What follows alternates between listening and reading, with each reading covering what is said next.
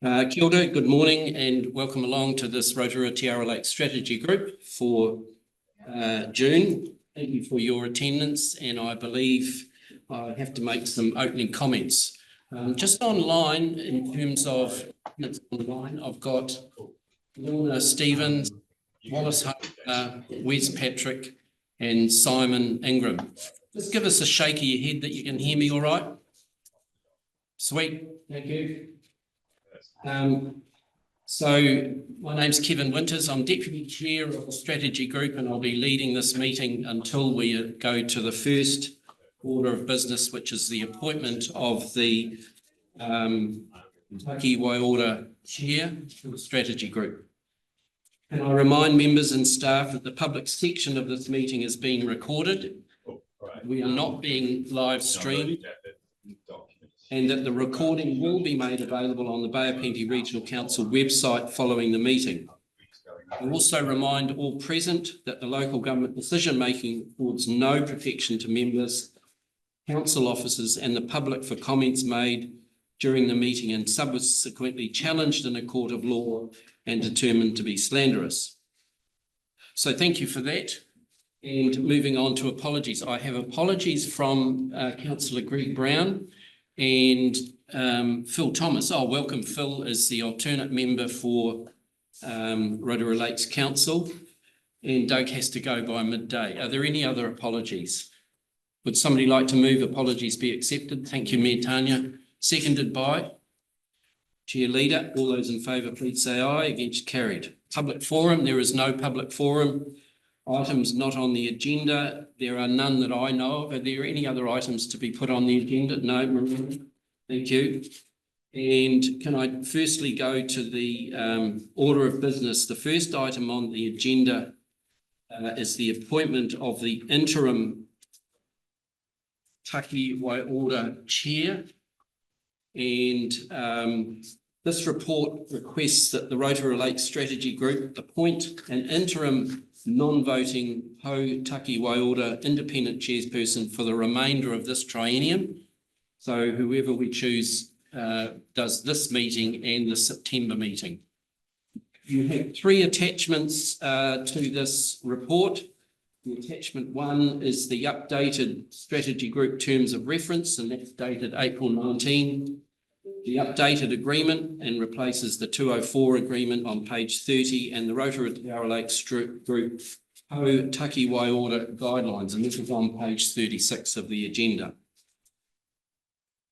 I'd like to call for a mover and a seconder for nomination of recommendation 1 and 2, and this is on page 23.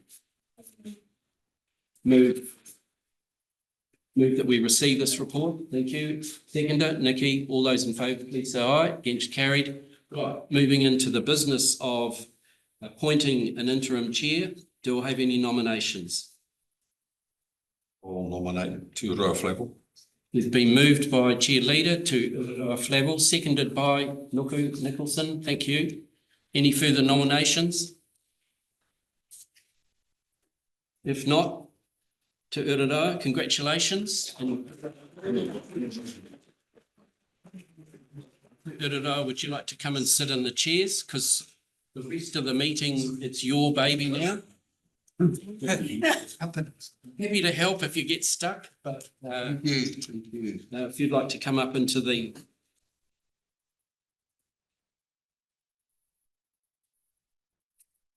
Our next item, and I'll just carry on to Arawa while you get going. Any declarations of conflict of interest? None. Any matters to be transferred, excluded business to be transferred into the open? I don't think there's any, Miranda. Item 7 and minutes of the previous meeting, and this was the meeting on the 4th of April. Would somebody like to move, just while you get your place to Arawa, I'll carry on. Would somebody like to move that the minutes of the April 4th, this was held out at Rotorua. I believe it was a really wet day too. On the 4th of April, would somebody like to confirm the minutes, please? Thank you, Nikki. Seconded by? Well, I'll second it. Any matters arising? There's one there on page 10, and it's part of the strategy for these meetings to be future hui to be rotated between marae and council venues. I think that's part of the deal going forward. My concern is that we make sure when we go to locations outside the two buildings that there is good Wi-Fi, there is good connection for people on Zoom. We had a few issues on the day, and I just make sure that those marae have good fibre, Wi-Fi, satellite, whatever we need to make sure that we have good comms and people on the who are zooming in have. That's my only concern, Mr. Chair, is that moving forward. Any other matters arising? To you. Te kia ora tātou katoa I tēnei ata. Tēnā koutou e whakakotai nei, I o tātou whakaaro, hei tīmatanga kōrā ki tātou tēnei. Tēnā koutou e whakarite mai ki a tūau e tiamana mo tō tātou ropu, e tātou e tū nei, e noho nei, ka rerenga whakaaro ki Araweta. Tīmana kuia ka piki te ora te kā te māramatanga ki runga I aia. Ka tangi ki ngā mate hūko te wā, e tātou e tangi hea nei rungi o tātou mara, ka mutu o tātou tēnei te hongora, I mi hea tana ki ngā ringaringa, ki ngā wāwai o te tātou tāpapa.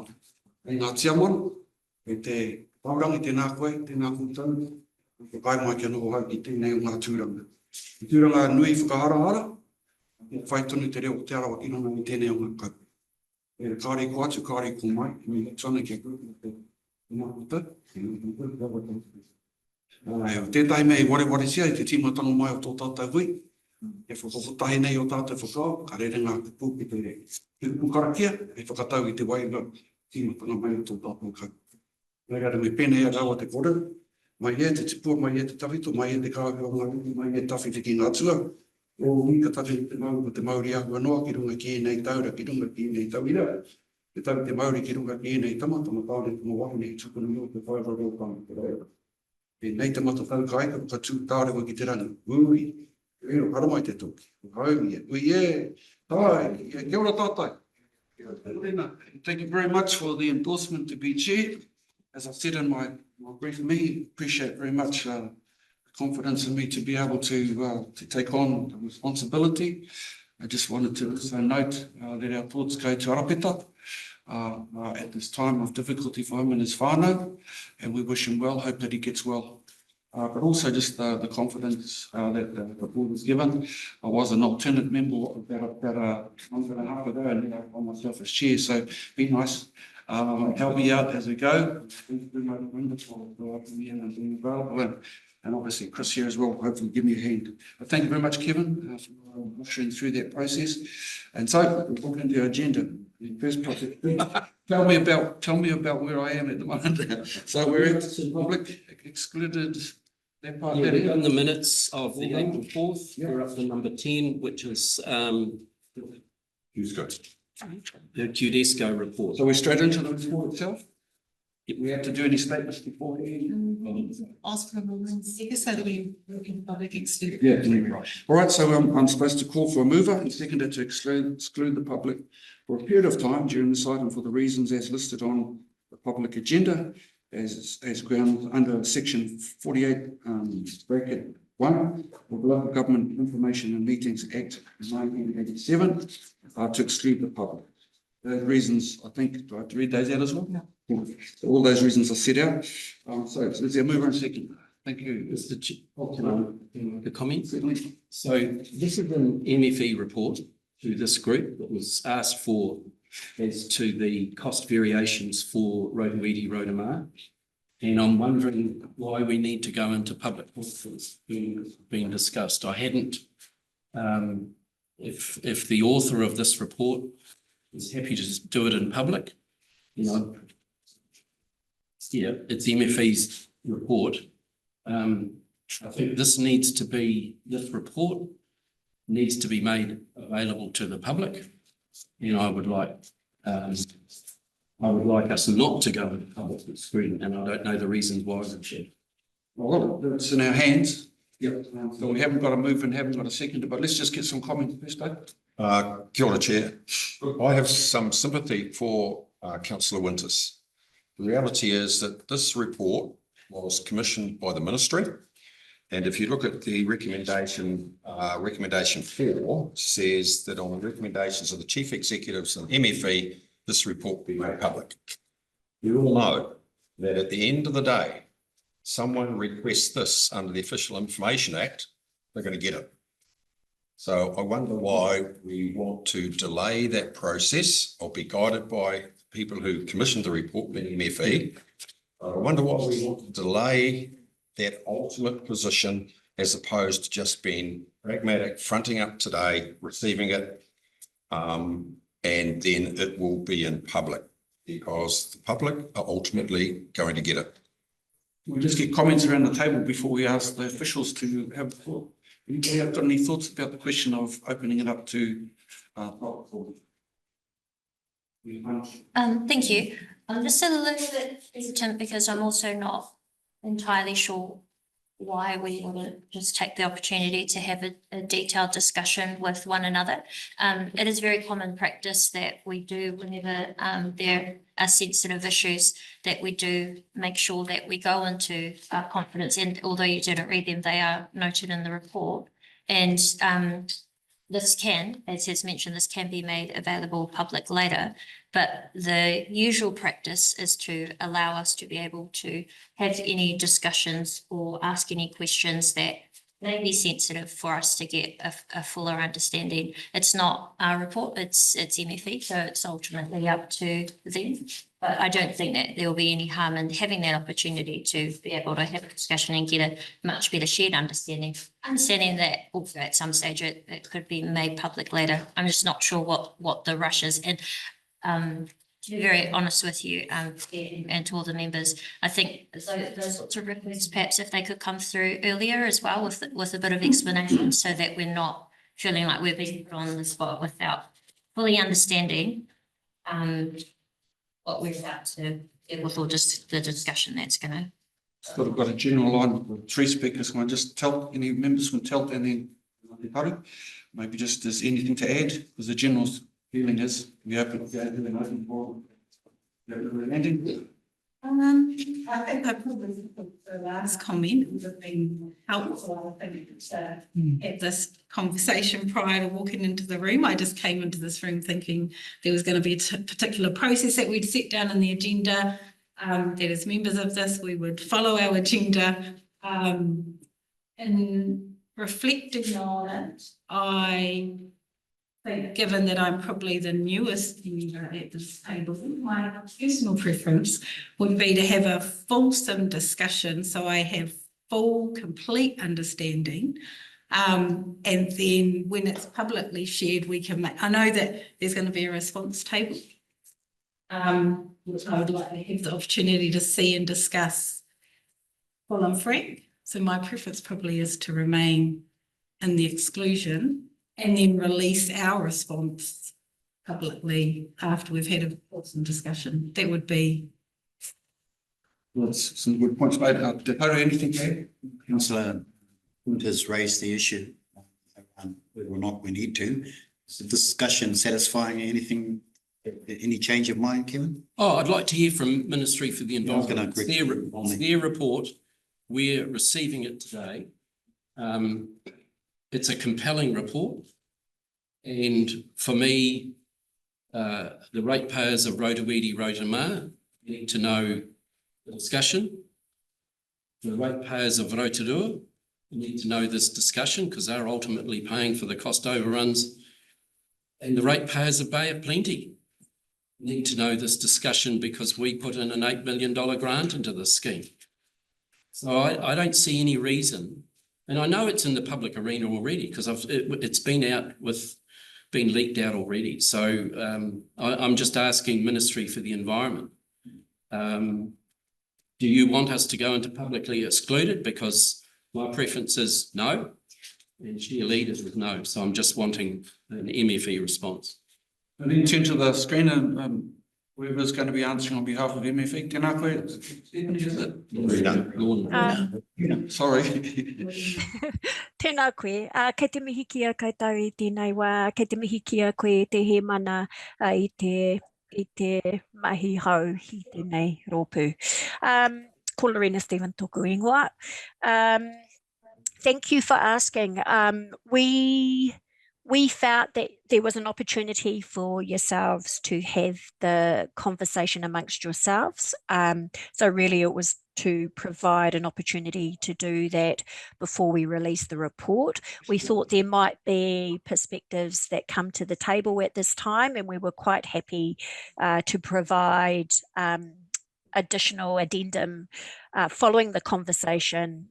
Because as previously mentioned, we have several Official Information Acts requests to publicly release the report, but we felt while at an official level there'd been robust conversation, we wanted to provide the opportunity for that to happen amongst yourselves before releasing to the public.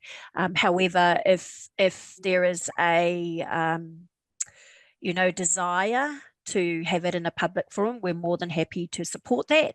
But as I said, we felt that there probably would be a need to have it amongst yourselves first.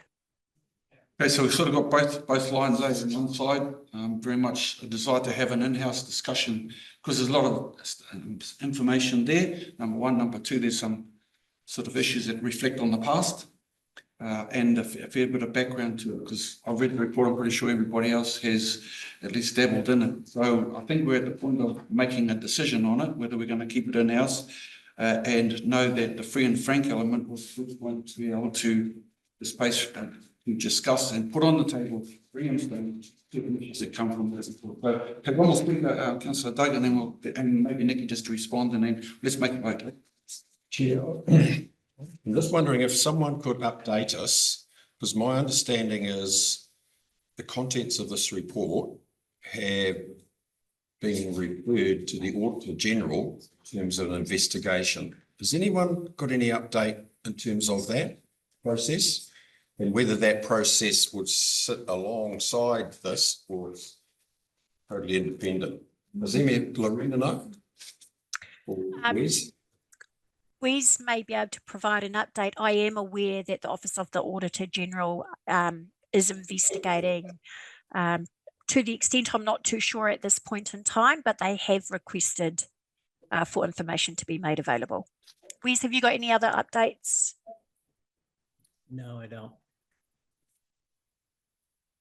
It's just, Chair, I think everybody here involved in local government knows the focus that's on local government at the moment for a host of reasons. And my reading of this report is this is the opportunity for the local government to stand up, front up to the public. And the last thing I would want to see is 3 months down the track or 6 months down the track, the Auditor General came out with a report that actually slammed local government, and we would have what was the one, the last Auditor General one we did, Auckland did? Oh, Mangawhai. Yeah, the Mangawhai hearings.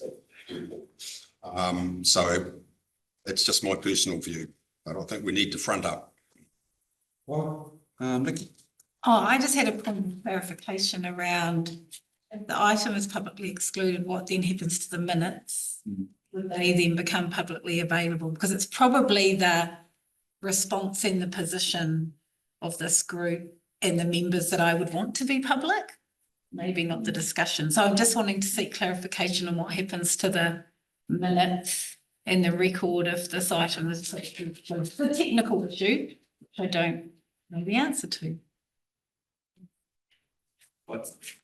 My assumption, and Narendra jump in and correct me if I'm wrong, if this committee wishes the minutes to be made public, then that can occur with the I would like that to be public. So the question is at the moment is, Tani? Oh, sorry, can I ask a quick question as well? Thank you. It's just, I should have clarified earlier in my comment, that it is written in the report that, also the ministry is open and they do intend to make this report public anyway. So it will be made public, but they are also open to include perspectives from partner agencies or the strategy group, provided these can be submitted within 10 working days. I think that really is my key concern about going early and having this discussion in public when we haven't actually, as part of a fair process or in a way natural justice, provided anybody else that's mentioned in the report an opportunity for their response, their statement, their comments to be provided as well. I appreciate it. So it has been a contentious issue in the past. There has also been heavy iwi involvement as well as an environment court case too. So I want to make sure that anybody involved and that, so my question is, how would we ensure that we, as is written in the report, can provide partner agencies or the strategy group? And this is only if we were to go public. So instead of having 10 working days, will be expected if our communities or the media pick up the phone and start asking us questions to have a response immediately without the opportunity to even inform people that this was going public. So Chair, the process here has been that a draft report was presented to the respective agencies. At the chief executive level of those agencies, the response was then delivered to MFE or to the report writers to say we are comfortable. So the issue, I think you're right, Tanya, in terms of identification of individuals has essentially been redacted from the report here. But let's recognise that both ourselves and Rotorua Lakes Council have been privy to the draft, and we have gone back to MFE and said catch price. Let's just take this one and then we'll. We have not. I don't think that we've had the opportunity to provide my response. We are going to table a response in a position today, which happy to do, but we have not had that opportunity. And given this resource was allocated to our settlement, I would expect that we have our opportunity alongside the opportunity of others at this table, including the ministry. From what I understand, it's going to be made, I'm just hearing the corridor, that's going to be released publicly anyway, at some point or another. It's just a question of whether we want to have the discussion to ourselves, hold our discussion to ourselves, or make that discussion public. So there was the opportunity to move a motion that moved us into committee to out of public at least to have the discussion. If there's no mover and second to that motion, then I think we just carry on. Pretty much at that point, because we've had the discussion backwards and forwards. So I need a mover and a seconder to whether we go into public. Any mover and seconder. A mover from Nikki, seconder from Phil. All right, everybody's heard the motion. All those in favour, key my eye. Aye. You might need hands up so I get an idea, and I better just check on who's voting. So we get that. So we've got a motion on the table. All those in favour, hands up, please. All those against. Doug would be two. Two against. So we'll just, do you want those noted? Both of those against vote. So we're now into public excluded. So just apologise. It's a very important issue that we had to go through, so really appreciate the time. So you've got a presentation, and I understand we've got about 15 minutes and 10 minutes questions. Just be aware that everybody, I think, has got a good handle over where you want to go, and so probably the benefit will be in the question and answer, but it's your time, so happy to take how you want to go. Thank you very much, and welcome. Introduce yourselves, please. Thank you, Chair. Kia ora, committee members. So for those who I haven't met before, I'm Greg Corbett. I'm Biosecurity Manager with Toi Moana. And this presentation today is from Place Group. We have Hannah Palmer with us, and Angus McKenzie and Hayden Nelson online. Place Group have been working with staff from Te Arawa Lakes Trust, Lakes Council and Toi Moana to look at developing a business case that would support increasing Crown funding for lakeweed management across all the Te Arawa lakes. I'll hand over to Palmer now, Palmer. I'll hand over to Hannah now to walk us through the presentation. Sorry. That's okay, Greg. Tēnā koutou, thank you. So great intro. Thank you, Greg. The only thing I will add is that there is a detailed report which sits behind this presentation. And so let's get started. I'll point it towards that big. This way? I think I've got no. Things show up that way. It's this one.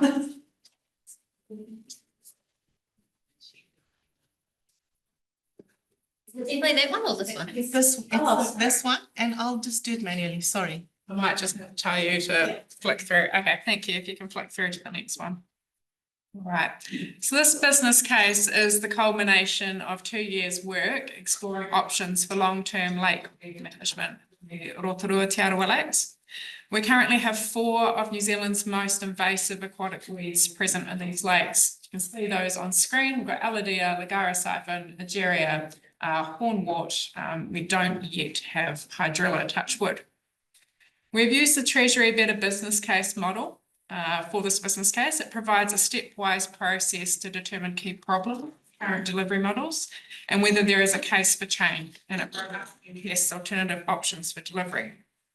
So our presentation today is to briefly run you through our logic and show that changing from status quo in terms of how we're managing lakeweed at the moment can deliver some really significant benefits. Next slide, please. So which lakes are we talking about? We're talking about all lakes subject to the Te Arawa Treaty Settlement. So 11 in the Rotorua catchment and 3 in the Waikato. Next, please. There are a number of key drivers for this business case, spanning the full spectrum of impacts on economic, environmental, social and cultural values. Existing investment into water quality at the moment is currently being undermined by the presence of these lake weeds. We're seeing impacts on business and tourism, costs going up to maintain our status quo, and at the same time, we're seeing ecosystem decline. Thanks. In terms of cultural impacts, the proliferation of lakeweed is placing obligations under the Te Arawa Settlement Act at risk. The lakeweed is displacing native aquatic plants, reducing biodiversity and suppressing whakapapa-based climate solutions. Exotic weeds are also diminishing habitat and food sources for taonga mahinga kai species such as kaura, and food sovereignty is at risk. For example, traditional tau kaura and ramakaura fishing methods are declining to the point of being lost entirely for some whānau. The picture here from the Te Arawa Lakes Trust shows Ngāti Rungomai Hoanga Te Akitaia Mahinga Kai practitioner attempting to harvest kaura at Kahutorua. You can see the tow line here is completely fouled by the pest plants hornwort and Ligara siphon. We're also seeing lake closures due to algal blooms, which can be driven by weed biomass in the lake, and that's causing barriers for market harvesting, for our Te Arawa biosecurity officers to do their work in some other programs like eradicating catfish, and it's also impacting on that whānau connection, recreation and tradition. Next, please. Why are we needing to take action? These weeds are notorious ecosystem changes, and they jeopardize the ecological balance of our lakes, which in turn affects all the values of wildlife. In addition, our economic analysis has found that at present, degradation of the Te Arawa lakes through the proliferation of invasive weeds has caused between a 14 and 31% reduction in ecosystem service value. This is resulting in an estimated loss of 88 million to 213 million in economic activity annually. Our analysis has also found that healthy lakes produce between a 608 million to 1.2 billion economic gain. So if we take a conservative approach with the lower $608 million figure, this means that if we are successful in eliminating lake weeds, and we can restore the Te Arawa lakes, we could expect to see the economic gain of between 88 million to 200 million annually. Please. Sorry, that was per annum, 88 to 213 per annum. So to work out feasible options for addressing these issues, we set a vision for what could be realistically achieved. With the right amount of investment, we believe that the Rotorua Te Arawa lakes can be free of 4 of the most invasive aquatic weeds by the year 2050. Wow. We have the knowledge, the tools and methods to hit the ground running now. We don't need to wait for new tools or methods to be developed. Realising this vision simply comes down to the appropriate level of funding. To achieve this vision and determine the right option for delivery, the business case has set 3 investment objectives. They are to improve the effectiveness of lake weed control, meet Te Arawa Treaty settlement obligations, and to enhance the recreational and amenity values of the Rotorua Te Arawa lakes. Next, please. To address the case for change, we looked at a spectrum of options spanning from status quo right through to do maximum. Each option builds on the previous and covers core program activity areas, as well as additional activities, research, development, and restoration. These core activity areas include rec control, communication and advocacy, program management and governance, science and technical delivery, surveillance and monitoring, policy and regulation, and pathway management. So you can see it's quite comprehensive. Looking at status quo, currently 1.8 million per annum is being invested into weed control. This is only really enough to trim the heads, so to speak. Status quo is allowing the treatment of some lakes and sites within the region, and it's keeping a lid on the weed problem, but it's not enough to reduce overall weed biomass. Under this option, the proliferation of lake weed will likely continue, and there won't be much change in terms of seeing an improvement in values.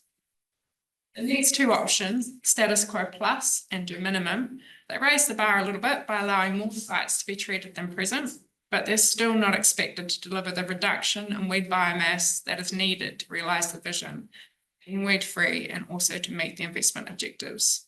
These 2 options do not pursue elimination. Next, please. With the lift in investment to do moderate, we expect to see a steady but slow reduction in weed biomass, and elimination is targeted, but the funding for this option is not expected to deliver what is needed at the pace needed. However, do maximum, which is the preferred option, allows eradication of invasive weeds to be pursued and the targeting of all lakes. This comprehensive option meets the investment objectives, and our cost benefit analysis shows it has the strongest chance of realising the weed-free vision. It focuses on acting hard and fast to eliminate current weed biomass and ensures that new weeds do not grow back. This option offers the highest likelihood of sustained success, whereas the alternative options assessed carry a significantly higher risk of sunk investment through failure to achieve the desired outcomes. Next slide, please. To show the impact of the different options visually, this graph outlines the predicted percentage of remaining weed biomass across each option or investment scenario after 10 years of management. It is indicative and it is based on the best available information and research that we have at the moment. Note that we've been conservative and the reduction in weed biomass starts at year 2. This is because we've allowed a 2-year period for those tasked with implementation to get all their systems up and running before they start treating the lakes. Next slide, please. Sorry, Hannah, what's on the bottom? Just go back to that graph. I just couldn't see the timeline at the bottom. Was it 10 years? Okay, thank you. The do maximum option, blue line there. Yeah. So we also expect to see a variety of qualitative benefits to be delivered as a result of implementing the preferred option. And note that ramping up the program to include things like comprehensive pathway management will also deliver spillover benefits into other programs, such as helping to prevent incursions of gold clam, which is a pressing issue currently. Next slide, please. So how does this all stack up quantitatively? With a total investment of 97.5 million into the preferred option of do maximum over a 10-year period, our cost benefit analysis demonstrates that this option is not only economically viable, highly beneficial.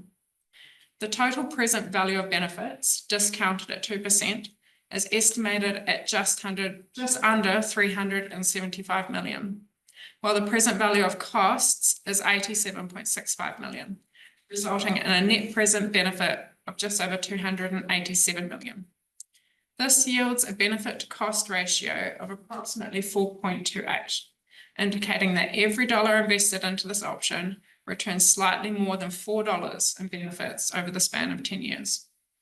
To put it into perspective, the benefit to cost ratios on roading projects often fail to break even. Next slide, please. On the screen, you can see a comparison of the three shortlisted options we looked at and their benefit to cost ratios. The table shows that the do maximum scenario in the far right provides the highest benefit to cost ratio, which further supports our recommendation to pursue this option. Next slide, please. In terms of program delivery, we envisage the first 2 years of this program to be focused on getting systems up and running to support delivery. And in year 3, we anticipate that the program will move into full-scale implementation of weed control, alongside supporting activities including advocacy, education, and pathway management. In terms of next steps for this business case, it's important to identify those who can champion this business case to take it forward and get ministerial support for the next Treasury funding round. Thank you. Well done. Thank you very much. Comments, very quick comments, So just wanted to check, that cost is that if you were to do all of the lakes, like all 14 lakes at once, and is there also any consideration in terms of if we were to prioritise it? Hayden and Angus can speak to that one.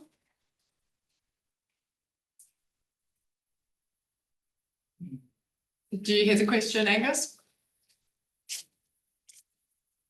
What was that? Sorry, I missed that. Oh, sorry, I'll just quickly repeat the question. Just looking at the graphs of the costs and also the benefit, Yeah. it is substantial cost. And I'm just wondering if that is across all of the lakes, all 14 of the Rotorua lakes. And has there been any research into what ones, if we were to only prioritise a few, should be the preferred ones? Just that level of detail?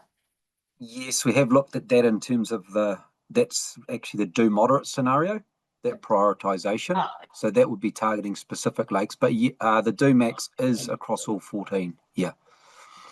Thank you. Councillor Keelan.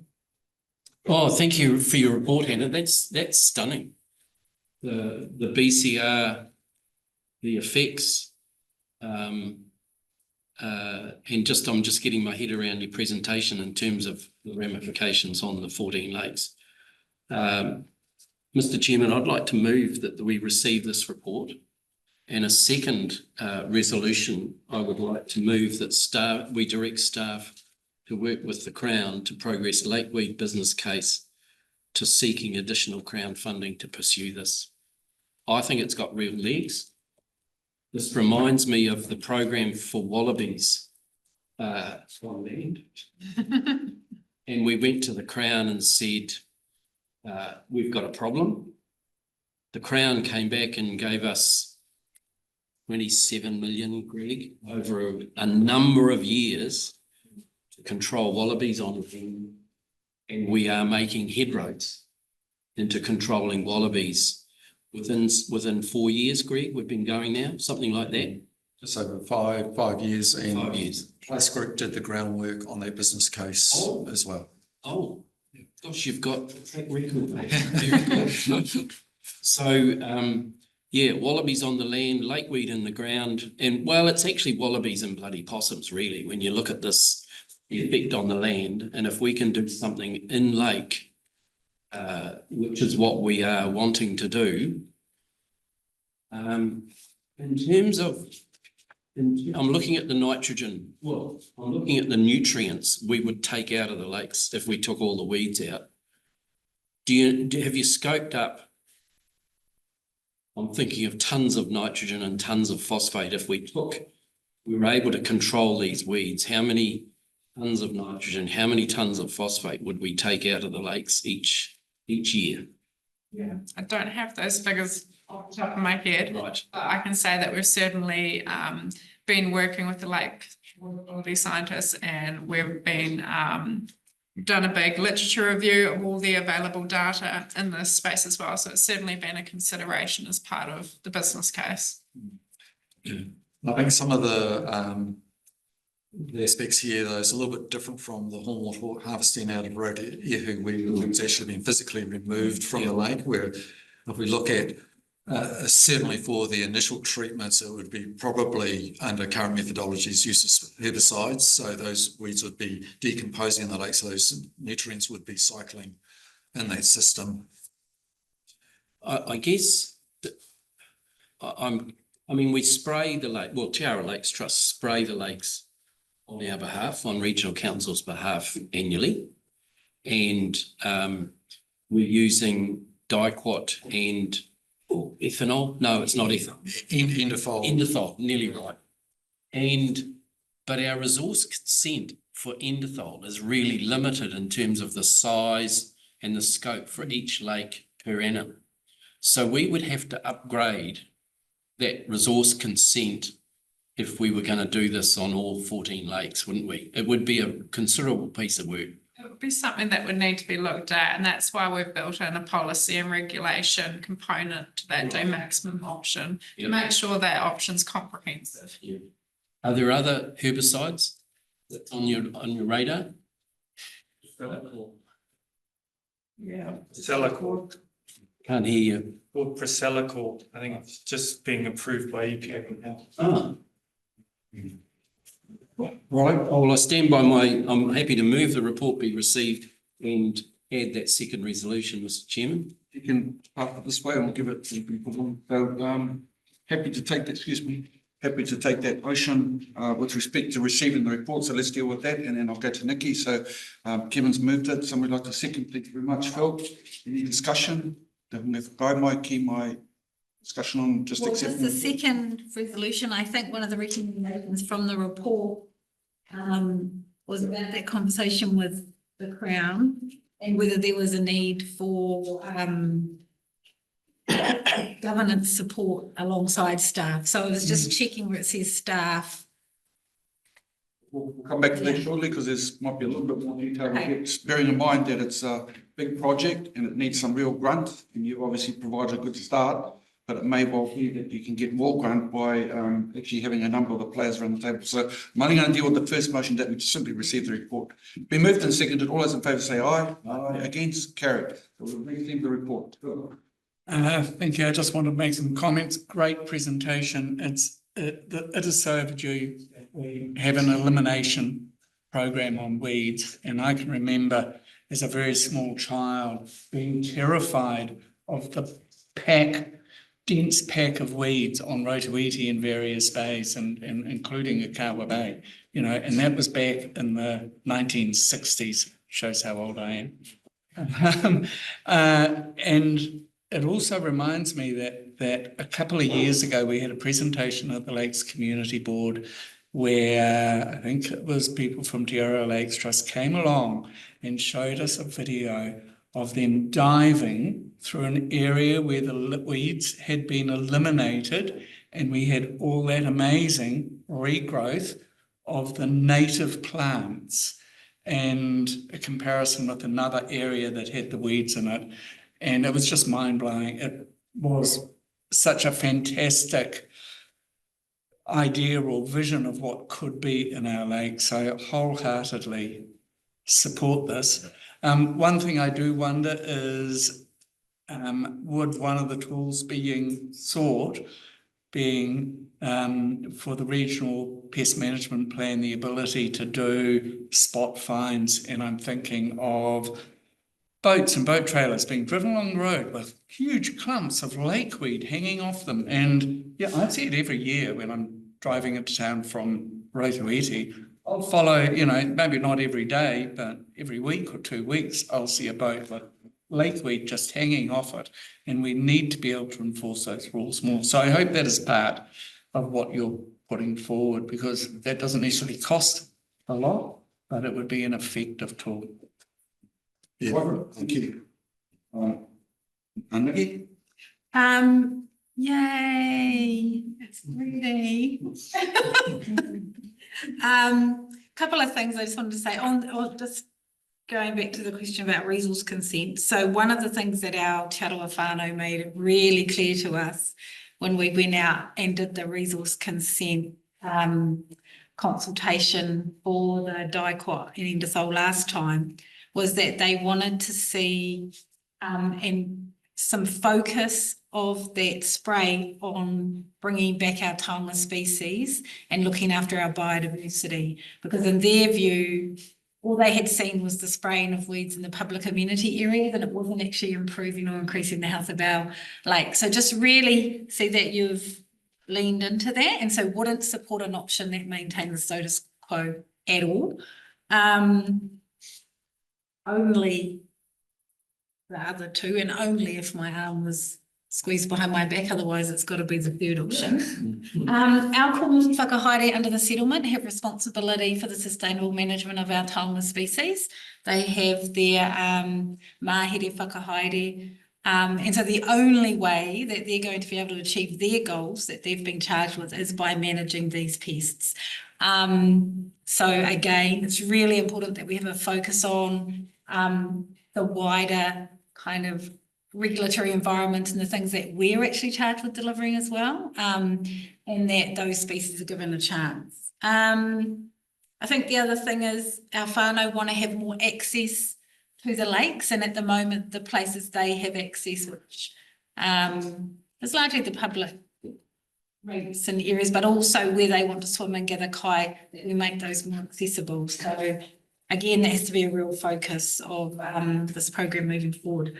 Just on the lake water quality comments that Kevin made before, totally support that. Just want to also note that the new strategy we've adopted is naturalistic and wider. So just, you know, referencing that the strategy moving forward will deliver water quality outcomes, but also outcomes for our biodiversity, for our collectible practices, and is premised on Te Tuapapa. So I would like to see some reference back to the strategy and then the cultural drivers under Te Tuapapa that inform the strategy. And I think that was my only thing, so well done, and yay, let's go. Totally support getting this in front of ministers or officials or whoever we have to. What are our chances? What do I have to do? Yeah. Tell me what to do. Yeah, so that's a really good question. I don't think we can hide around the fact that government at the moment is operating in very much restricted, operating environment at the moment. And what we're asking for here is a big ask.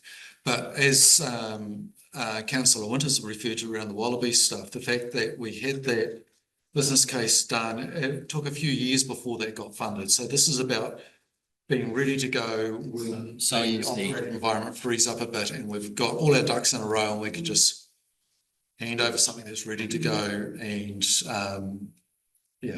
And for wallaby funding, we've got another 5 years funding. The funding is now baseline for MPI's budgets. I know we've got Kath Duffy online at the moment. She might be able to refer to some of that as well. But so that's unlike a lot of the other Jobs for Nature funding, which stopped after their 4 years. That was one project that was then baselined into agency funding. Yes. Ask William. Did you have any? We have been involved at an operational level in the work you've been doing.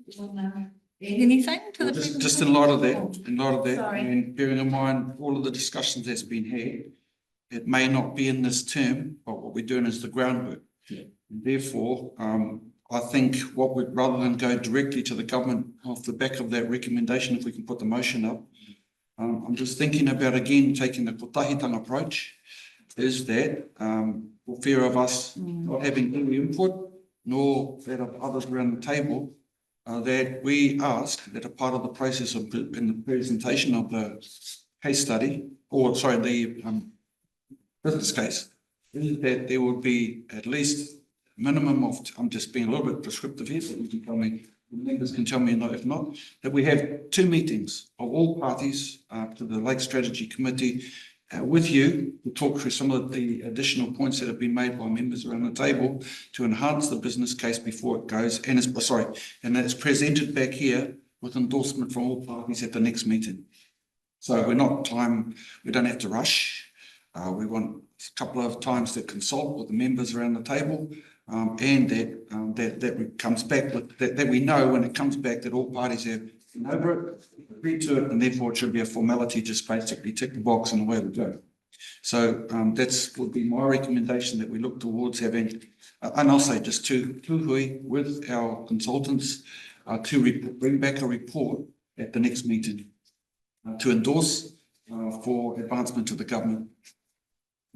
Where we can make it one. So direct staff to work with the government. We'll probably take that one out. That we got a policy application with 2 meetings, all parties, and a final recommendation to be submitted to us for endorsement. I think that sort of captures a little bit long, but we might have to change it around a bit. Everybody generally okay with the sentiment? Stephen, Just seeing what Miranda does. direct staff to meet with the consultants. And MPI officials as well. Yeah, I think, I think we've. PI officials. It's, for you, Chair, LINs are the key agency for funding the lake weed control. And they're probably they're probably the first government agency that we would contact for this work. Yeah, my real point is to make sure that we are all on the same page and have input. So put the reverse is we ensure that we get input. Yes. So that sort of stuff, and the regional council and so on. So so just give me a line. Should we be meeting with them or have meetings before then go to LINs? I'll be interested in Angus' view on this, given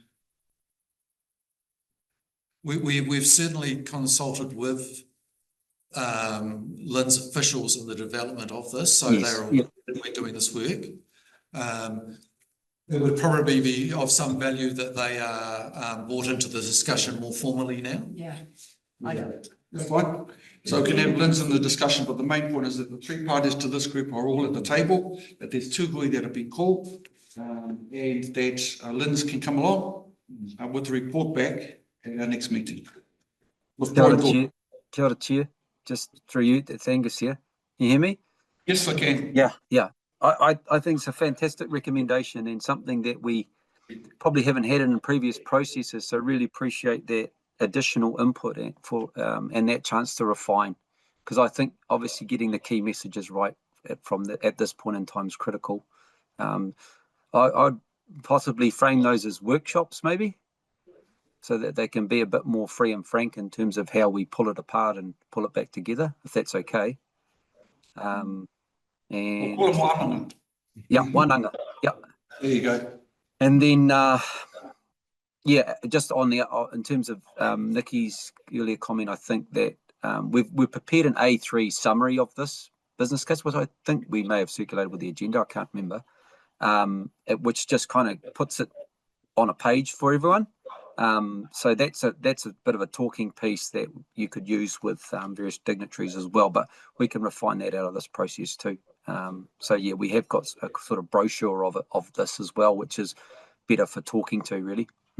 Instead of report. Those slides were good. Those slides were good as a good lead in. Nikki. Just one last thing. I'm glad it's LINs, because under our settlement they are named as agency responsible for removal of lakeweed from the lake bed. So I think, yes, the strategy informs it. Yes, all the parties are on the same page, but actually they're required under the Act to act. So feel free to lean on that. Yeah. Okay, so I'll just take it that in this case we've had everybody's had a turn at leading it. Tony, if it's possible that Lakes Trust takes the sort of pen on this and then just drives it for all 3 parties. Then everybody's had a share of the work. Kevin, you had a point? I'm pleased it's workshopping, Mr. Chairman, because We've got a meeting of strategy group in September. The second meeting won't be until March, probably at the earliest in 2026, following elections, cycle of elections. So workshops can happen anytime between now and the election. Right. So I need somebody to move that motion. Yeah, I'm happy to. Thank you. Seconder, Nikki. Any discussion? With the only guy, my key, my eye. Aye. Against. Okay. Thank you very, very much to you both for giving that presentation as well. Well done. And look forward to a sharper presentation the next time with input from everybody. Move to Mihi, tēnā koutou. Move it. Thanks very much for you guys on the line. Thanks very much, Angus. Kia ora. Aidan. Thank you. Right, moving on, ladies and gentlemen, because we did, what time are we supposed to finish, by the way? 1 o'clock? 12:30. When you finish. Oh, okay, when we finish. By 1 o'clock. Look at another meeting. All right, moving on then to that word, National Surveillance Plan and Rapid Response, an update on biosecurity New Zealand. So we have, here's Kath online again, and Gavin, tēnā kōrua. I'm very apologetic about you having to hold on. Poor chairmanship from myself. I think that may give me a bit of understanding. Look, I understand you've got a PowerPoint presentation, so happy to let you roll through that, and we'll take some questions at the end. I think you've got about 15 minutes, maybe there or thereabouts. So I'll leave it up to you. Where you go. Thank you. Great. Thank you so much. Fascinating to hear that previous discussion as well, particularly the parallels with the Wallabies program, which is also sits in my area. So happy to chat about that at any point. Do you want me to present this PowerPoint presentation, or is somebody else going to throw that up on the screen? I'm happy to do it. Sorry, we don't have the presentation. Show welcome to share. Oh, you don't? Sorry, I thought it had been emailed through. That's fine. I will share my screen. I'll just let's see, share screen. Let's share that one. If you could let me know if you can see that, that would be helpful. Yes. Yes, you can see the presentation. Fantastic. So this is really just an update on the National Corbicular Program. So you'll be aware that this used to be a response. We have now transitioned it into the long-term pest management group as of about this time last year. So we're going to give you a bit of an update on the operational work that's happened and the development of the National Surveillance Plan and the Rapid Assessment Guide. So they're the two key pieces of work that we've been working on this year. So just a bit brief background, which you probably all know, but just a bit of a refresh for your memories. So Corbicula fluminea, we've got 2 species in New Zealand. Corbicula fluminea is the main one that is subject to all the work that we're doing at the moment. And it is still only present in the Waikato River from Lake Maraetai to Port Waikato. So it's quite an extensive patch of the river, but we have not yet found it outside of this river catchment or upstream from Lake Maraetai. Now, Corbicula australis is the second species of Corbicula that we've been dealing with, and it is still only present in a very small man-made lagoon in Taupo. So I'll talk about our progress on that in a little while. Now, of course, impacts has the potential to outcompete our taonga species and impact cultural values. So obviously when these guys get to really big densities in lakes and riverbeds, it can have some really detrimental effects on the what is there already. It also causes major infrastructure damage by clogging up various sort of water intakes and water distribution systems. And overseas, people are seeing billions of dollars worth of damage to things like power plants and water plants. It also disrupts freshwater ecosystems. You know, when we have a high abundance of an invasive species, then it just tips the balance on everything. Now that is Corbicula fluminea. We are assuming Corbicula australis to be similar in its impacts. However, this is not known to be an invasive species. It's native to Australia, and this is the first detection of a population outside of Australia.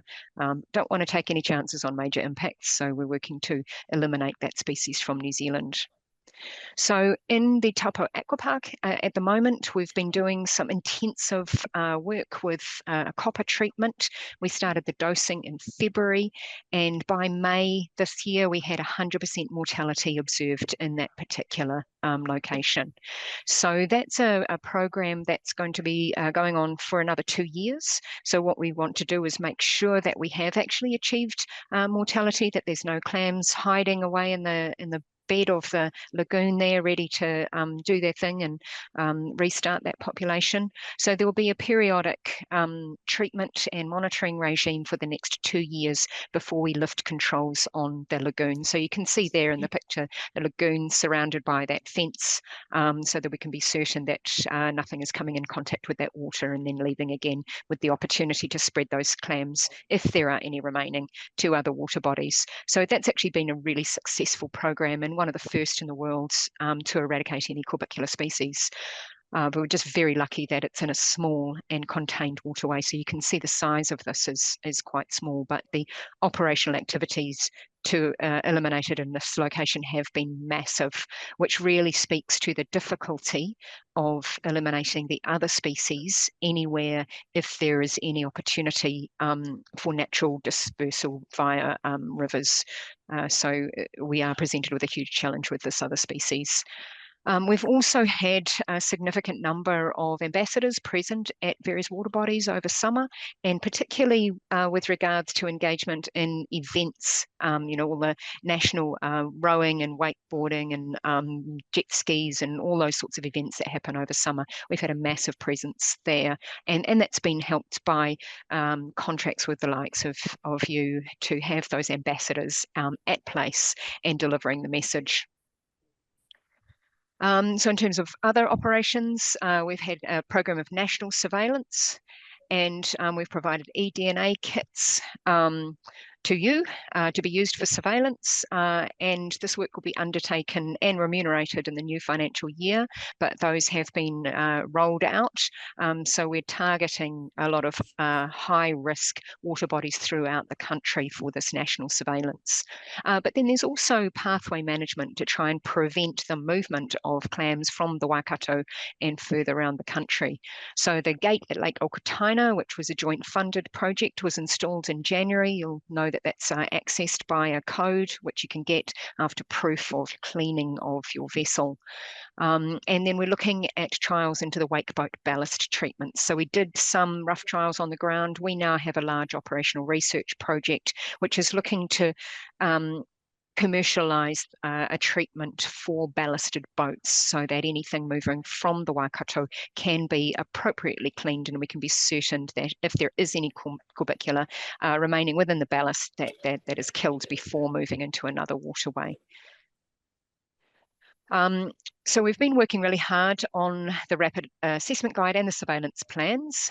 So this was developed as part of the long-term program, which was agreed in a number of workshops last year, which you were involved in, but it was some time ago now. After those workshops, we formed smaller working groups to shape these plans and the delivery models of the plans. The drafts have been substantially reviewed by a whole lot of different people, and the Freshwater Biosecurity Partnership Program Steering Group. So we're currently revising these drafts to reflect the feedback. Now, these have to be noted, they are non-statutory decision support tools. So they're there to aid the program, but at the moment, they just require the goodwill and buy-in of all the participants. So a little bit about this rapid assessment guide. This is in case we get notification of corbicula in a new location. So currently only in the Waikato. So this guide supports how we work together in the different location, our understanding of the operational parameters and limitations that we have at the moment, because our tools for suppression or removal of this are very limited. So it's really important that everybody understands those limitations. But then there's also an assessment template for new sites and the activities that might be undertaken if we get detections in new sites. So it sort of steps through a decision-making tool to know what we can actually achieve in those. There was a lot of feedback on this guide. One of the key, or some of the key things were the need to reflect the existing arrangements at place and avoid duplication, but also recognising the treaty settlement arrangements, making sure that we're not duplicating fora and we're involving all the right people. There was quite a big concern around program funding for range expansion. I do have to note here that if we did have a range expansion, it is highly unlikely we'd stand up the sort of response like we saw to Korpikula when it first arrived in the Waikato. So that was a massive operation involving a lot of people. It was new to New Zealand. We didn't really know what we're dealing with. We now know the limitations of our tools. So if we do get a detection in a new location, a lot of the work is going to be around communication and working with people at place and then trying to limit spread from those locations. So it's not going to be the same sort of operational activities that we have seen previously, which does alleviate some of the funding concerns, but not all. There are big capability and capacity building opportunities for iwi, and we do need to dig into that a little bit more in terms of these assessment guides and work with all the different areas as to what that means at place. And managing expectations around our feasibility to control when we do find it in new locations. That's really critical. It is, we've considered, really not possible to eradicate Korpikula from New Zealand with our current tools. So obviously working on new things that might be on the horizon, but at the moment eradication is not feasible. So we need to manage those expectations really carefully. The other key piece of work is, of course, the surveillance plan, because ideally you want a really early heads up if this does appear in a new location. So this plan will enable early detection and hopefully containment through risk-based surveillance. So really having a close look at the high-risk things that can transport Korpikula from the Waikato and the most likely routes of movement and where the highest volume of that movement is, and ensuring that we do appropriate surveillance in those locations. And the consistent and coordinated monitoring using both eDNA but also visual methods. So there are limitations to both of those methods, and we need to use them in combination in order to get the best results. So the main feedback around the surveillance plan was there was support for this paired sampling, so using both eDNA and visual, but there was a lot of concern around disruption of the riverbeds and lake beds using some of the visual methods. So there is what we're calling a benthic sled that basically scoops up some of the riverbed to have a look at what's in there. There was a desire to use dive surveys over dredging. There are a couple of limitations around using only dive surveys. Firstly, there's a limit to the depth that divers can go and the type of locations that the divers can work in. And then also sampling deep down into the sediment is something that would be very challenging as well with dive-only surveys. So we do need to consider carefully that balance between disruption of the lake or riverbeds and the actual ability to see the Korpikula. We're also acutely aware that the surveillance needs to align with local bylaws and avoid disturbing culturally significant sites. So that is key to our planning. And that the data and site selection needs to be co-developed with iwi and hapu and respecting Mātauranga Māori. So these surveillance plans are being worked through at the moment. They haven't been finalised, and certainly there'll be much more conversation with you all as this works toward finalisation. So in terms of this coming financial year, we're looking at advancing some of our early detection tools and particularly looking at the alternate things that we could do instead of the benthic sleds to give us an accurate visual surveillance technique. We're looking at options to strengthen compliance and regulatory tools such as controlled area notices and where they're appropriate to use, and regional pest management plans. So obviously key to stopping the spread of this is the ability to have a strengthened compliance and also the tools to support people to be able to do that appropriate cleaning. And then of course, though those coordination groups in each location are really key if we do get a detection in another location, so that people in those locations know what we can do and what's expected, and how to manage, I guess, the expectations of everybody, but then also jump to action relatively quickly if we do get that detection. So that is all I have for you there. I'm going to stop sharing my screen and happy to take any questions on that. Kia ora koe. Thank you very much for that overview. Sorry, that was a really rapid whiz through, and I seem to have done that all without breathing, but there we go. Right. Any questions? Nikki? I have a couple of questions and then some comments. Right. The first question is, the last slide might have addressed it. So new tools, level of investment going into those versus investment in control and communication strategies. Yeah. So as was mentioned in the previous conversation that you had, government funding is extremely constrained at the moment. We have baseline funding in Biosecurity New Zealand, which does not include Corbicular. So we have had to find within our own baseline money for the program for the coming year. Previously, it was run as a response, which has slightly different funding structure. So our funding for the coming financial year, the bulk of it is going into surveillance, with some funding put toward the development of new tools, but not enough. It should be noted, of course, that NIWA are running a really large research program to the value of about $10 million, which are looking at detection and control tools. So we're working quite closely with them. Hopefully there'll be some really good stuff coming out of that. And hopefully funding will be slightly less constrained as time goes on. But at the moment, the environment is really challenging. And then now my comments. So the Crown over the last, Crown and the Regional Council and the District Council have invested around, as well as the funding that TOLT have secured ourselves over the last 10 years, about $150 million in these lakes.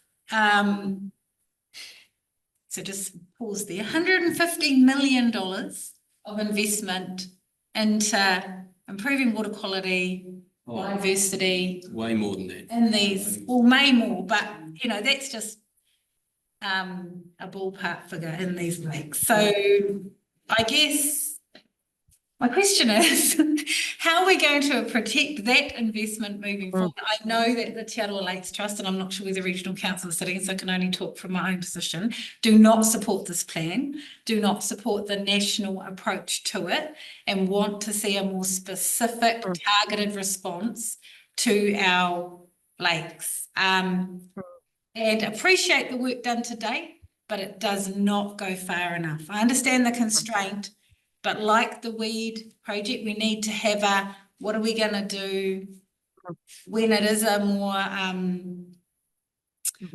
don't know, there's more space for us to get investment in this, but I just feel like we're just staring down the barrel of all the investment going to waste. Those clams are coming. Yeah, I think you raise a really good point, and you will certainly get no argument from me. So where's just the argument, putting that out there, absolutely. The argument is with the people that hold our budgets. I mean, ultimately, that's government. We have nothing further that we in Biosecurity New Zealand can play with for the coming financial year. But what I think is the really important point is that the point that you raised about the previous investment, and then also the benefits, so the cost benefit work that Angus and his group, that's really important background information. I think not enough of that is elevated. I do wonder how much of an audience we're going to have over the next couple of years, to be honest. I know that certainly around Biosecurity in New Zealand, you wouldn't have argument that we shouldn't invest more. That's a lot of double negatives. But I have little to no control over any of that. However, I think it's important that the conversations are had at the right levels, and possibly it's beyond my director, and probably also looking toward the future and putting together a really strong case for future investment. Well, it might be a case, again, and another financial business case is framed up. But anyway, let's hear from, Phil. Kia ora. Thank you for the presentation. I think, like Nikki, I'm horrified to hear there's a lack of desire to eliminate, and I was really disappointed to never hear the word total exclusion from the Rotorua lakes. And you seem to have a focus on monitoring. I don't think that should be the focus. I think the total exclusion from the Rotorua lakes should be the focus, and the monitoring comes underneath that. However, I understand that's. I did notice in your last slide you mentioned the regional pest management plans. I made this comment for the last presentation. You may have more influence on this because it doesn't require the government to act or to change an act to enable councils to give out spot fines for offences under the pest management plans. Because until you have that, you're really relying on people's goodwill. So once again, as I said before, I don't think it's an issue that costs a lot. It just needs the will to make that change, to give that ability to local government. And then we have a tool ourselves that we can put in place. We're not relying on you with all the tools in there. We can actually do something ourselves. So that's my plea to you. Yes, we are certainly working closely with the regional councils. It would be good to see this in all the regional pest management plans around the country.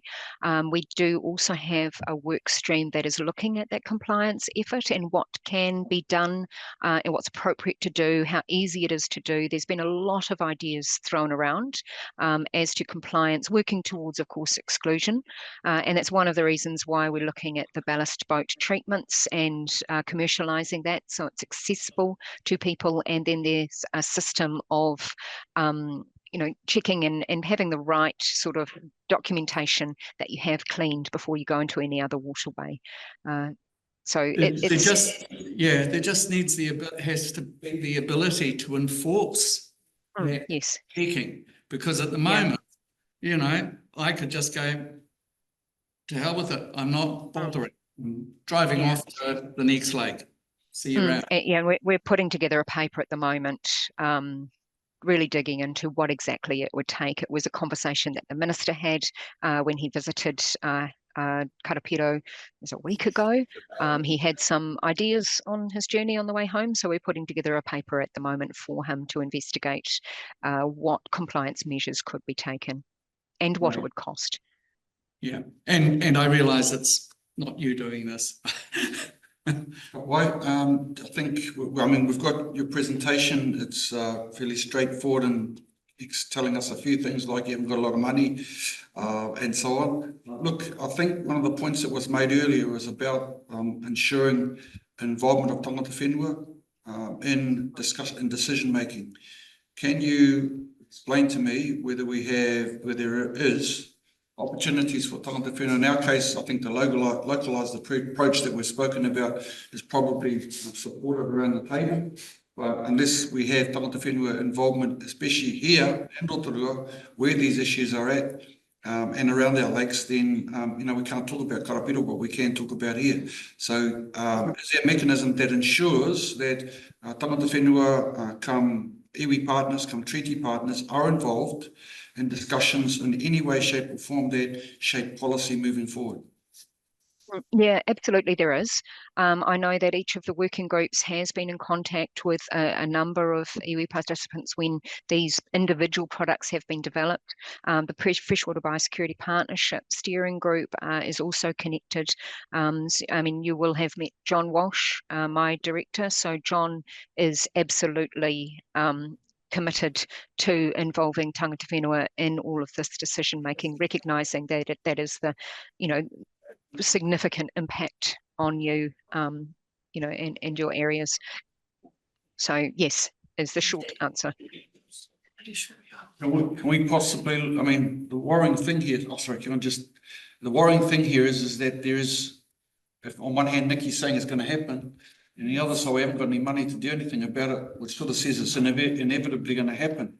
It then kicks on to the next phase as well. What's our plan if that does happen?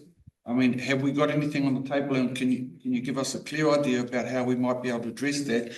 Because the inevitable thing might be that we ask officials, including you, to go away and provide a response plan should it happen. Yeah, so that's the rapid detection plan that we've been working on about, you know, what happens if it is detected in any area. So that's obviously in draft at the moment. The next step after we've sort of drafted that up is to work individually with at each location to understand what does happen, and particularly around funding. I think that's a really important conversation about where the funding comes from to deal with whatever we need to deal with. Chairman? Oh, thank you, Mr. Chairman. Kath, you'll be pleased to know that about 2 weeks ago, Regional Council adopted our new revised regional pest management plan, and curricula is in it. So that means, yeah, that's fantastic news. I wish more councils would do that. There were a number of other weeds and pests adopted into the plan too. That means that there'll be funding apportioned to it going forward. So we've got it there. Can I thank you and Biosecurity New Zealand for taking this seriously? When we heard it was in the Waikato River and we had John Walsh here probably 18 months ago, there was a huge turnout of people to hear John, and he implemented the CAN notices pretty well ASAP. My concern is those signs are really tiny. They are not obvious when they're on the side of the road going anywhere. They are somehow we need to make that signage a lot more obvious and get people to read it. But look, thanks for your work. Thanks for taking this seriously. Really important for us. And I know William and his team have got the eDNA kits and doing surveillance a lot. I think Nikki's comments, I don't agree. I think we've got the tools in the toolbox to keep it out. And I think we've got to educate every boatie, every kayaker, every windsurfer, every canoeist that they have a role and responsibility to play in terms of making sure that they don't bring those pests into our neck of the woods. So thanks for what you're doing. And I can assure you Regional Council will play its role going forward as well. Thank you very much for those comments. Kia ora, Nikki, and then we'll sort of call it a halt at that. Yeah, just one couple of things. Thanks, Kath. Just on, Kevin mentioned the cans. I think you probably know our position on this. Would like to see those buried and would like to co-develop how those are deployed across all of our lakes. So understand notice that's in place at the moment, but probably want to see those expanded. And then just from a management perspective from Toll, you know, it's great that you've got this national plan and then you plan to talk to iwi at places and you have to deploy the tools or you have to do a response.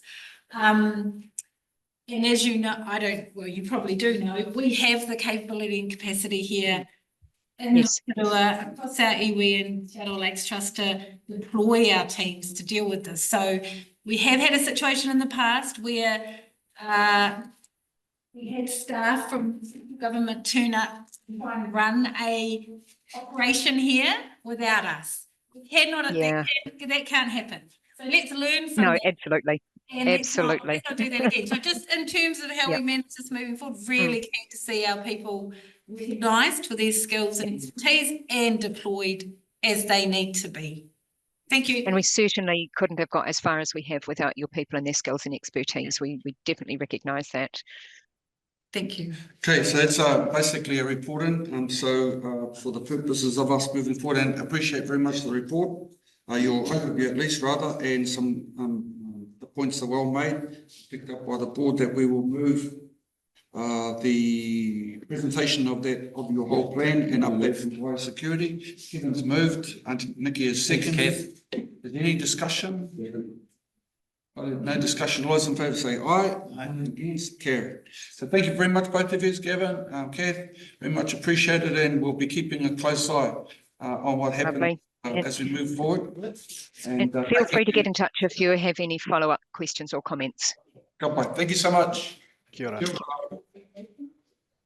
I'm pushing hard now, everybody else, to finish up on time, because some have already gone and others have got meetings.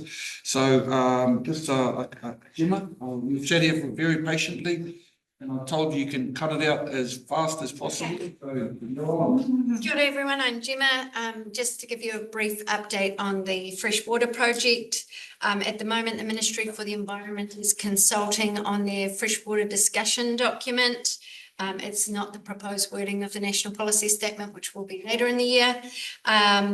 The aim of the discussion document is to enable growth in the primary sector. They're going to have changes to the rules for commercial forestry, highly productive land, stock exclusion, National Policy Statement for freshwater management and Indigenous biodiversity. They're looking to rebalance Te Manawa Te Wai.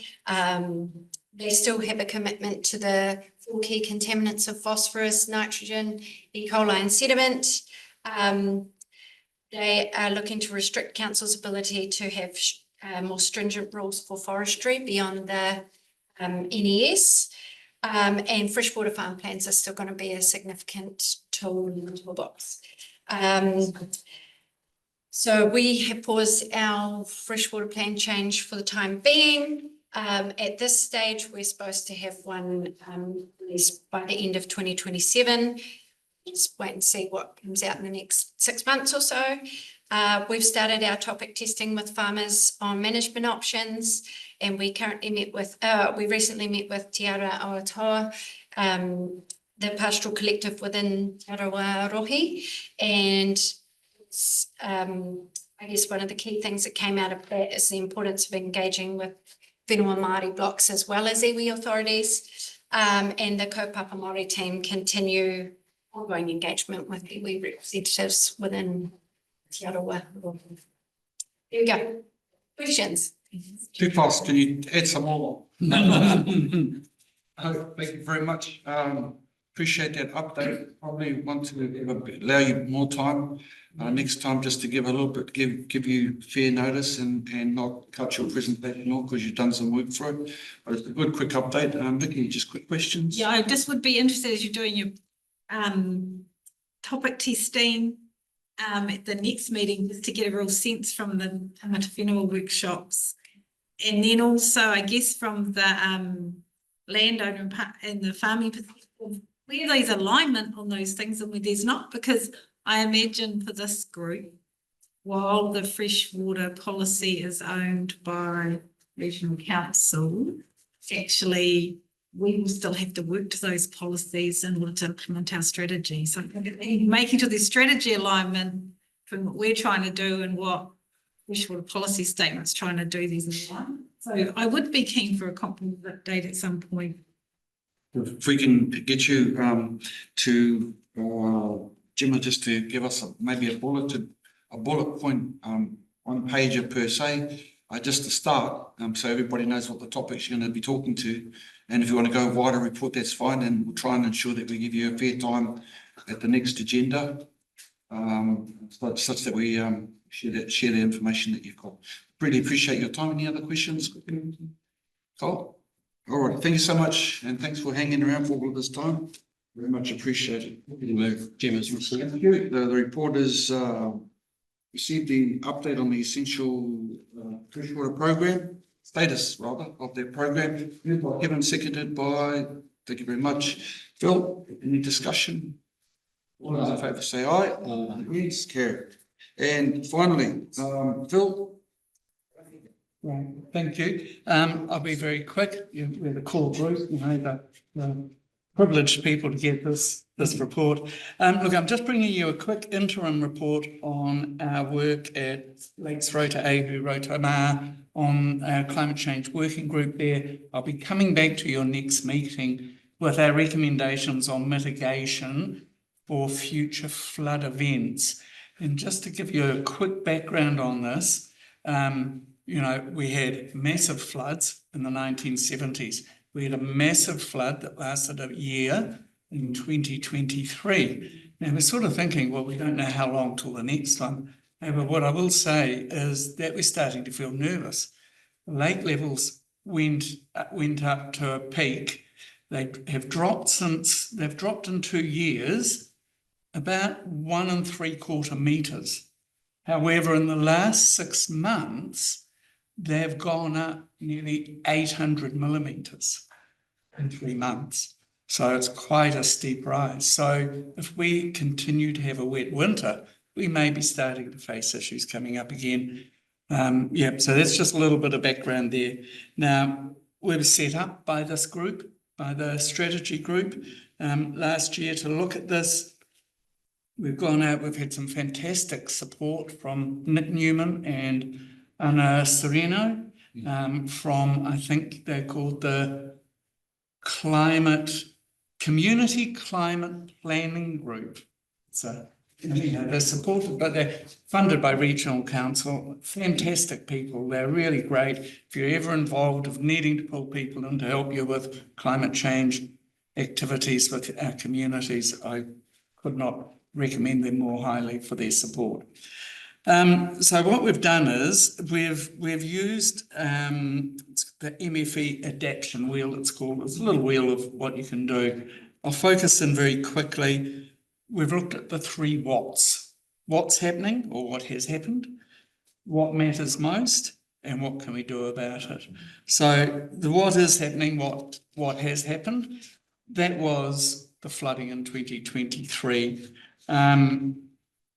We worked through that to see what, we thought, well, we know what happened, but actually it's taken us a year to get down to the nitty-gritty of it. We had we've gone out into those communities, we've talked to people, we've had that sort of informal memories of the 1970s, what happened then. We've had people's feelings and responses to what happened in 2023. We've pulled all those together. So that gave us the what is happening. The what matters most, what did we do for that? We went out, we had a stakeholder engagement group. We pulled in everyone like NZTA, civil defence, local emergency councils, that sort of stuff. And we came up and we looked at all the issues they had in the area. We then took that list of issues out to the community just to ground test them. And we did a survey or a story map that we put out to the community, and we included a survey in it. So what came back from the community on that? We got our top community values, recreational opportunities, landscape and amenity values, and a resilient and connected community. So those communities were very divided by the flooding, physically divided by flooded roads and stuff like that. The key concerns were the emotional stress and anxiety during the whole flooding events, and the road closures and isolation, especially for the vulnerable residents out there, property damage and financial burdens of those repairs of that stuff, sewage system failures at Lake Rotorua, where they still don't have reticulated sewage, and a sort of perceived lack of defined roles and responsibilities. They didn't really know who to go to. And I've really got to thank Andy Brewer, who really stepped up on behalf of Regional Council. And Andy and I took it on our shoulders to be the front people out there for people to talk to. But there wasn't any council-shaped answer to what was going on. To Andy and I, we sort of pushed through our vision of what we could do, and we were supported in that, which was great. So the next steps, which is what will we do? We're working on that now. We're about to have another workshop where we'll pull in all those stakeholders again. We'll present them all these risks, the risk factors we've come up with, work out what they see as their solutions or the recommendations that we could look at for those. We will then take those back out to the community, just to once again check in with the community that they feel we're moving in the right direction for what they're feeling about all this. And then we'll be coming back to you at the next meeting, which obviously is the last one of the triennium, with our recommendations that we hope you'll accept and pass over to mainly the 2 regional councils, because there'll be recommendations that we hope will feed into long-term plan discussions going forward. So that's where we're at now. I have a much more intelligent written interim report that I didn't do. Anna did it for me. I've got printed copies here you can all have, and Mirinda, you could email them around to other people as well. But that's it. If you've got any questions, feel free. Thank you, I think you gave us a good overview in the written report. No doubt we'll add to that. Yeah. So we'll just circulate that to the board members. I think, I don't think there's any need for any questions because the report is a report. And I think we're at a close in our meeting for today. Thank you and all the officials for the work that's been done together today. I apologise for the management of our hui. Mind you, we did get there with 4 minutes over time, so that's not too bad. But also hopefully try and sharpen up for the next one. But appreciate all the comment on Mr. Chair. I think you did a great job. I just wanted to say, as the first meeting up, second really, I think the point that Nikki raised earlier, and hopefully we can put it in the minutes, is a desire, at least from this chair, to have all of our parties working together for a common end, and that we're going to try and be positive around where we go. Sure, mistakes have been made. We've got to try and move forward and find some solutions to the key issues that affect our base. So that's going to be my focus moving on from today. So, community, and we'll just, unless there's any other comments to close up, we can close our meeting now with karakia. All right, if we're kōpani just to close our hui, whai, te rupaka tāne te waiwa, tāne te pūkina, tāne te wānui, tāne te tokorani, tāne te whakapukana, te whai au ki te ao marama, tū te ngana, tū ka marama, te tui te marama, tēnei te noho matāra nei, we have our own whakauria ki runga, tū te o whiti, whakamaua ki a tīna. Tīna, haumi e hui, yeah.